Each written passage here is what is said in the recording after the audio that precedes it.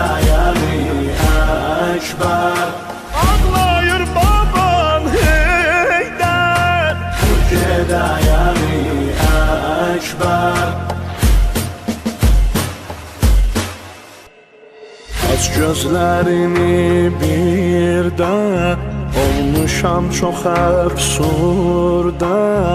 Adın qaldı dillərdə, oğuldur Gədayəli